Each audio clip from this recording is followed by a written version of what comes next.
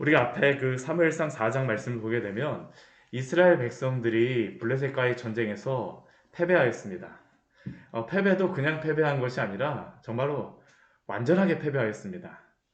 4천 명의 그러한 사람들이 처음에 전쟁을 해갖고 죽게 되고 그 이후에 여호와의 언약궤를 가져와갖고 전쟁에 승리하겠다 하면서 큰 소리를 지르면서 전쟁을 했는데 3만 명의 사람들이 죽임을 당하고 그리고 그 여호와의 궤를 그 언약궤를 가지고 왔던 그 제사장 두 명도 그곳에서 전사하고 그뿐만 아니라 그 뒤에 말씀에 보게 되면 실로에 있던 그러한 그 대제사장이었던 그 사사이자 대제사장이었던 엘리가 죽임을 당하고 또한 그의 며느리도 아이를 낳다가 죽게 되었습니다. 역사적인 기록으로 보게 되면 지금도 실로에 가면 그 실로의 이 발굴되는 그러한 유물을 보게 되면 그 즈음에 이게 다 회파되어지고 다 불에 탄 그러한 그게 나오고 있습니다. 그러니까 단순히 전쟁에 패배한 것뿐만 아니라 블레셋이 이 실로는 그 에브라임의 가장 중심에 깊숙한 곳에 있었는데 그곳까지 들어갔고 완전히 블레셋이 그냥 다 점령을 해버린 겁니다. 완전히 점령을 하고 완전히 패배하였습니다. 그리고 그 패배한 것에 대한 그러한 그 한탄함이 무엇이었었냐면 그 엘리의 며느리가 죽어가면서 자신의 남편이 죽고 여호와의 언약궤를 빼앗기고 또 그 여러 가지 상황들, 이 패배한 그 상황들을 보면서 그 아이의 이름을 짓기를 이가봇이라고 지었습니다. 이가봇. 이라는 게 없다, 아니다라는 그런 의미고, 갑옷이라는 게 영광이라는 의미입니다. 카보드. 우리가 보통 영광이라고 하게 되면 그 카보드라고 하는 이 단어를 쓰곤 하는데, 영광이 없어졌다. 근데 이렇게 이스라엘 백성이 전쟁에 패배하고 나자 영광이 없어졌다라는 그러한 생각이 들자 이들에게는 당연히 드는 그러한 마음이 있습니다.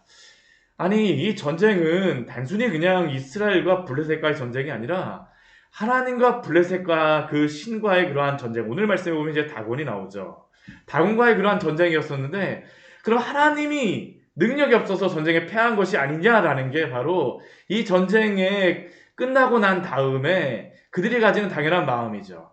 어찌 보면 그 며느리가 하나님의 영광이 없다라고 하는 그러한 고백도 사실 그러한 그 고백일 수 있습니다. 아니, 하나님이 우리와 함께 하신다면 어떻게 우리가 전쟁에 패배할 것인가? 근데 오늘 말씀을 보게 되면 하나님이 전쟁에 패배하신 것이 아니다라는 것을 알려주시는 말씀이 바로 오늘 말씀입니다.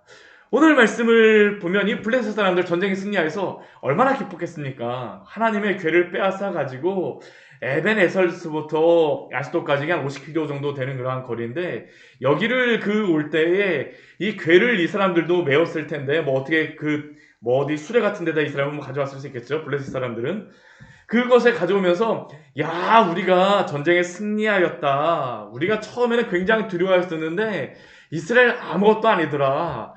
언약궤 가져왔는데도 애굽도 패배하였는데 우리는 승리하였다라고 하면서 얼마나 승전가를 부르면서 그 전쟁에 승리한 그러한 어떠한 전리품으로서 하나님의 언약궤를 가지고 이들이 아수도로스로 가져왔습니다. 얼마나 기쁘게 그냥 정말로 힘있게 왔겠습니까?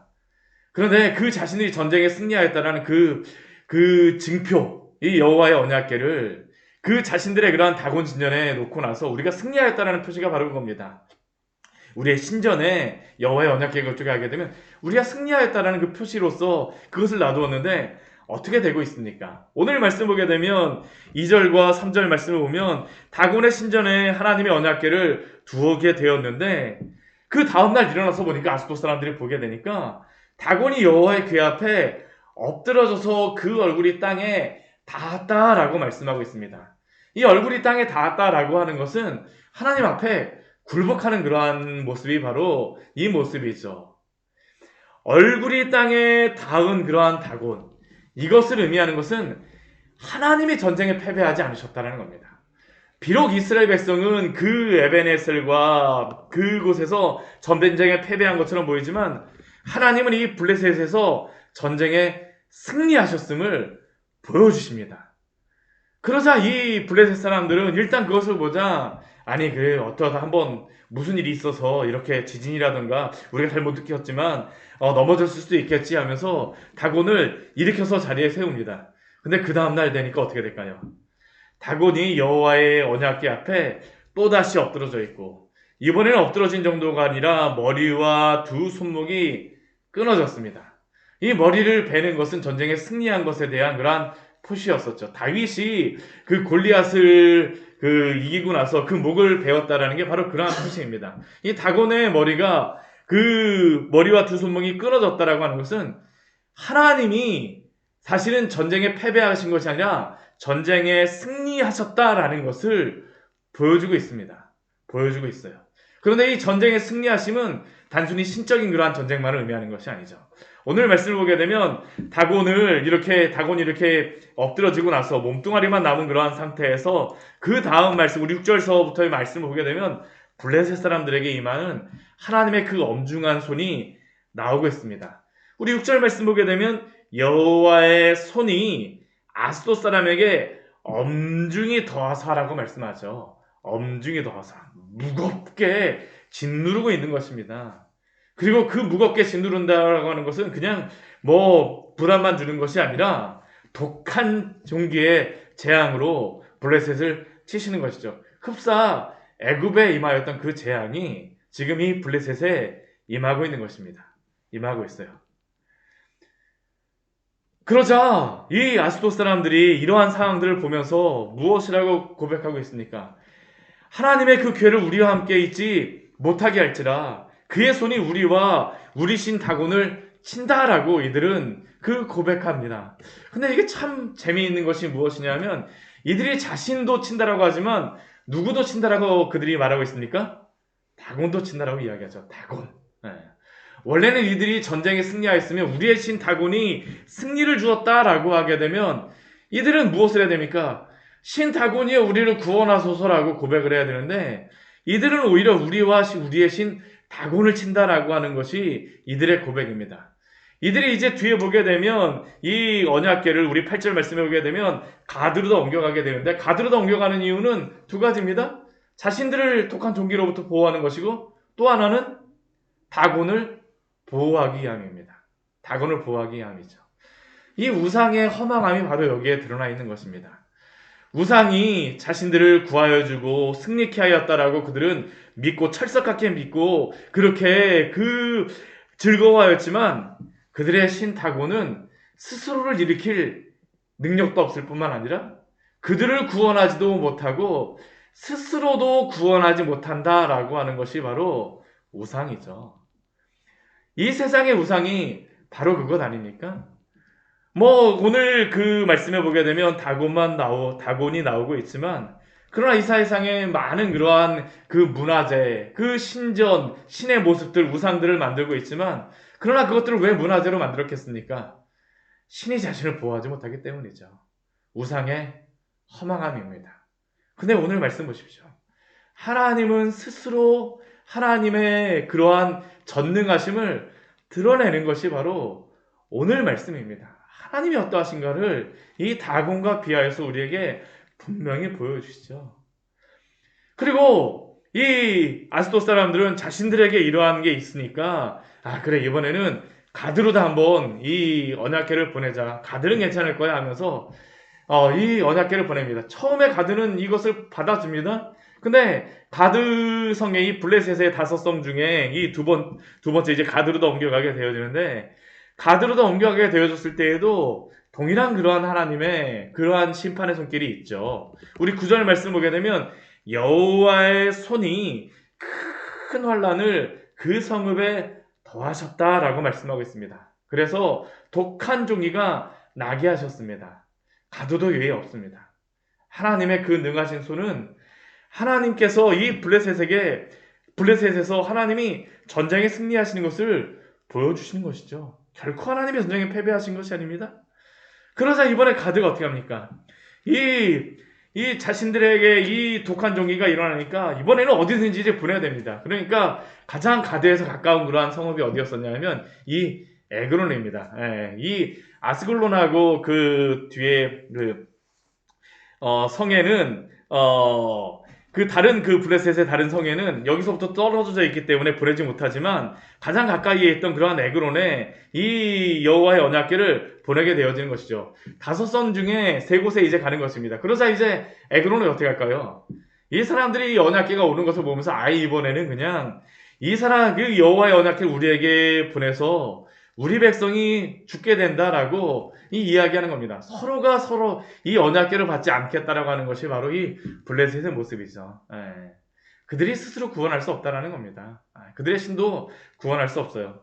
그러니까 그들이 11절 말씀에 보게 되면 무엇이라고 그들이 그 계획을 세웁니까? 블레셋의 모든 방백들을 모읍니다. 이제 뭐 이것뿐만 아니라 이 뒤에 보게 되면 뭐 그 모이지 않았다면 서로 막 보내고 받고 하면서 뭐 전쟁할 판이 바로 이 모습입니다. 그러니까 이 사람들이 블레셋의 그 사람들이 방백들이 모여서 회의를 합니다. 그 결과가 무엇이었습니까? 그 언약궤를 차라리 있던 곳으로 돌아가게 하자. 돌아가게 하자. 우리와 우리의 백성이 죽임을 당함을 면하게 하자라는 것이 바로 이들의 그러한 회의의 결론이었습니다. 오늘 말씀을 통하여서 하나님께서 우리에게 분명히 보여주시는 것이 무엇입니까? 하나님의 능력이 없어서 패하지 않으셨다라는 것이죠. 오늘 말씀을 보면 그 6절서부터 우리 그 뒤에 말씀 오게 되면 반복되는 그러한 한 가지의 단어가 있습니다. 그 단어가 무엇일까요? 손이라는 그러한 단어입니다. 손. 네. 비록 이스라엘 백성들은 자기들의 손으로 전쟁에 패하였지만 여호와의 능하신 손은 결코 전쟁에 패배하지 않으셨다라는 것이죠. 우리 6절 말씀에도 오게 되면 여호와의 손이 아스돗 사람에게 엄중히 더하셨다라고 말씀하고 있고, 또한 7절 말씀에도 그의 손, 하나님의 손이 우리와 우리의 신 다곤을 친다라고 그들이 고백을 하고요. 또 우리 9절 말씀에도 보면 여호와의 손이 심히 큰 환난을 가드에 더하였다라고 말씀하고, 또 우리 11절 말씀에도 하나님의 손이 엄중하였다라고 말씀하십니다. 하나님의 그 능하신 손이 그 블레셋의 다곤을 무너뜨리고 블레셋을 물리치시고 승리하십니다. 결국 이 말씀을 통하여 우리가 연약할 때에 하나님의 그 능하신 손을 의지하라라고 말씀하심이 아니겠습니까? 그 능하신 손을 바라보십시오. 우리가 하나님 앞에 때때로 쓰임받지 못하는 그러한 이유, 또 이스라엘 백성이 쓰임받지 못하는 이유는 하나님의 그 능하신 손을 의지하지 못하고 그들이 죄를 범하였기 때문을 우리 오늘 그 말씀과 또한 우리 사무엘상의 말씀은 보여주고 있습니다. 하나님을 의지하라. 바로 오늘 이 새벽에 우리에게 주시는 그러한 말씀인 줄 믿습니다. 또 오늘 말씀을 통해서 우리에게 주는 귀한 은혜가 무엇입니까? 하나님이 자신의 이 능하신 손을 통하여서 하나님이 보여주고자 하는 것은 하나님의 영광을 또한 오늘 말씀은 우리에게 보여주고 있습니다. 오늘 말씀을 보면 그 4장과 5장 말씀에서 이 반복되는 그러한 단어가 있는데 보여지지 않는 단어가 한 가지가 있습니다. 그게 뭐냐 하면 영광이라고 하는 그러한 단어입니다. 영광. 4장 우리 그 후반절 말씀에 아까 그 설교를 시작하면서 말씀을 드렸지만 이 엘리의 며느리가 자신의 아들을 이가봇이라고 하였었죠. 영광이 없다. 하나님의 영광이 떠났다. 이스라엘로부터 떠났다. 그러나 하나님의 영광이, 하나님의 그 능력이 떠난 것일까요? 아닙니다. 하나님의 영광은 오늘도 블레셋에서 자신을 드러내십니다. 오늘 말씀을 보게 되면 엄중하다라고 하는 그 단어가 2번씩이나 나오고 있습니다. 우리 6절 말씀에도 여호와의 손이 아스돗 사람에게 엄중히 더하사. 우리 11절 말씀에도 거기서 하나님의 손이 엄중하심으로. 근데 이 엄중하다라고 하는 이 단어가 무슨 단어냐 하면 앞에서 이가봇이라고 하는 이 갑옷과 동일한 단어입니다. 사실은 여호와의 영광이라고 하는 그 의미가 무겁다라는 그러한 의미죠. 왜 하나님의 영광이 이스라엘로부터 떠났을까요? 왜 그렇게 그들이 고백하겠습니까? 하나님의 그 영광의 그 무거움을 그들이 기뻐하지 않고 하나님의 그 영광을 가볍게 여겼기 때문에 하나님이 이스라엘에 대하여서 그 징계하신 것이었었죠. 그러나 하나님의 영광은, 하나님의 그 살아계심은 오늘 블레셋에게 분명히 보여줍니다. 어떻게 해요? 하나님의 그 영광, 그 능하신 손을 그들에게 지극히 누르심으로 하나님이 얼마나 위대하신가라는 것을 오늘 우리에게 보여주고 있습니다. 하나님은 결코 자신의 영광을 포기하지 않으십니다. 오히려 이스라엘이 하나님의 영광, 그 무거움에 압도되지 않고 가볍게 여기고 무시하였기 때문에 오히려 하나님이 그들에게 징계하신 것입니다. 하나님의 영광을 소망하는 사람은 그 영광의 무게에 압도된 사람들입니다. 그리고 이렇게 하나님의 영광을 무겁게 여기며 소중히 여기는 그러한 사람들을 하나님은 귀중하게 여기십니다. 나를 멸시하는 자는 나도 멸시하고, 나를 존중히 여기는 자는 하나님은 오늘도 그 자신의 백성을 존중히 여기신다라고 말씀하십니다. 그렇기에 오늘 하루 하나님의 영광을 바라보며 그 영광스러움의 무게를 느끼며 경외함으로 주와 동행하시기를 축원합니다. 같이 기도하도록 하겠습니다. 하나님 아버지, 오늘